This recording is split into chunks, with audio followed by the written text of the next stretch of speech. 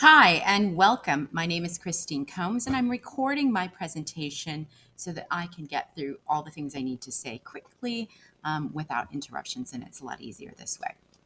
All right, so let me go ahead and open up my presentation for you. And I'm going to go just a little bit back.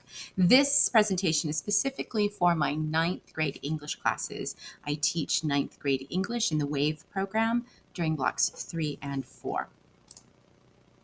Here's a little bit of information about me. First of all, I hold a Bachelor of Arts degree in English education with an emphasis in literature. I also received my Master of Arts degree in educational technology from Concordia just a couple of years ago, just in time for distance learning. I'm in my 27th year of teaching in LBUSD. I taught at Marshall Middle School for the first 13 years of my career, and the last 13 years I've been at Wilson. I'm a travel enthusiast. I've led students on trips to Europe before. In fact, here's a picture. I'm going to move this up here so you can see it a little better. Here's a picture of myself and another teacher and several of our students who went with us to Paris. That was one of the stops on one of our trips. I have a new trip coming up in the summer of 2022 to Italy and Croatia. If you're interested in sending your student with me, please contact me outside of school hours via email. I'll pull up my email address afterwards. Also teach yearbook here and 10th grade. My conference periods are block 7 and 8. And I'm the co-chair of the English department. So the textbook that we use is called My Perspectives. It's published by Pearson. We're going to be covering 4 of the units. The first one is American Voices. That's the unit that we're in. Then we're going to move on to Stories of Survival and read A Lord of the Flies. We're going to read the literature of civil rights, several speeches and documents, and we're also going to read To Kill a Mockingbird. In Unit 4, we read The Tragedy of Romeo and Juliet, which is one of my favorite units. And then Unit 6, we don't actually cover Unit 6 in during our time, but we do a presentation instead, a research presentation based on the topic, which is World's End. The grade breakdown is as follows. 30% of your child's grade will be based on reading tasks, 30% on writing tasks, 30% on speaking, listening, and reflecting. This will include informal presentations as well as formal presentations, daily participation, collaborative conversations, portfolio reflections, and more. 10% of of your child's grade is based on homework.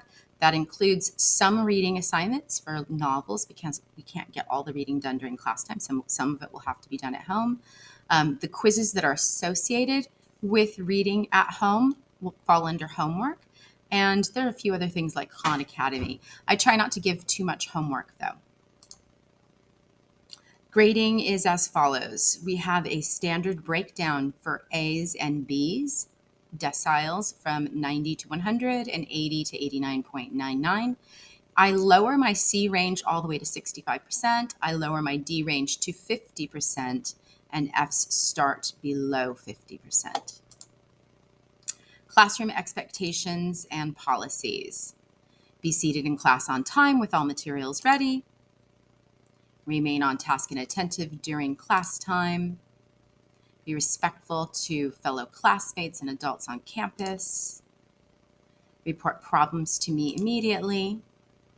And detailed expectations, and I'm very detailed, can be found in the syllabus, which is posted in Canvas. Here's my late work policy, and I know a lot of parents are always concerned about the late work policy and how it works. I've started a little bit more flexible late work policy, so I'm going to go over that in detail and show you some examples. Late work will be accepted for full credit when the student has a legitimate excused absence and turns the work in to class within 1 week. That's during the late work window, okay?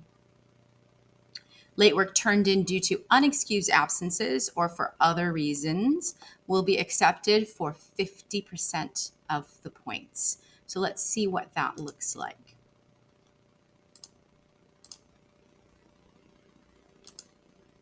So if an assignment is due on October 8th, let's say we did something in class on Friday, October 8th. If the student doesn't finish it during class, usually my expectation is to finish it at home. I give students enough time to finish it. I think it's well enough time. But if they don't, try to finish at home by that due date.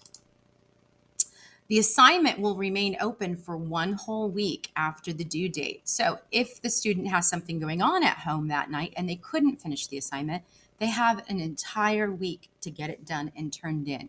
It'll show up as late. It'll say that it's late within the computer, but I will not apply late work so long as it is turned in within that 1 week. So up to midnight on October 15th.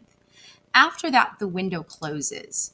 So when the window closes after October 15th, the assignment will not be available for students any longer. What the student needs to do is speak to me in person, not via email, because I get lots of emails with requests at various times of the day. Speak to me in person. Let me know what the reason is or what the problem is, or just that they want extra time. I will reopen the assignment for 50% credit. So that's the penalty. There's a little bit of information about the technology and software that we use. The technology we have in the classroom is a Chromebook. So every child uses a Chromebook, and we take them out every single day. The software we use in class is also Canvas, Google Apps, Docs, Slides, and more. We use Savas EasyBridge, that's our textbook online.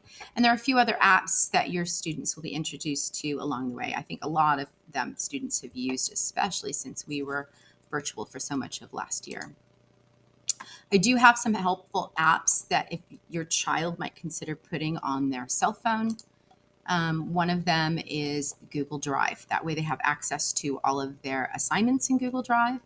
The Canvas app for students, and you can also download the Canvas app for parents. Google Docs, Google Slides, and more. Savas EasyBridge, that is our textbook. Flipgrid, we use that infrequently, but it's kind of fun and it's easier to use from your phone than it is from the Chromebook. And Kahoot. Students prefer to use Kahoot on their phone because they can work a lot faster on it. So Canvas is what we're using every day. And if you want to know what we did, I have detailed agendas posted every single day. I don't even use my whiteboard anymore for agendas. It just says see Canvas. And that way, if students are out and they want to know what we did, they can simply go there and look through the list. It has our warm up, what we read, what the assignments are, all the homework, etc. Parents can also register and view as observers. Opportunities for extra help. So my conference periods are block 7 and 8. That starts roughly 1:14 and goes on to 2:40. I can be emailed on Canvas. Students can create study groups and invite me to Zooms if they have a reason to, especially when we get down to research later on. Review presentations and agendas in Canvas. And an extra credit opportunity is posted each semester. In fact, it says that it's going to be posted in November, but I've already posted 2 of them. If you're not sure what they are, you can ask your students to pull them up.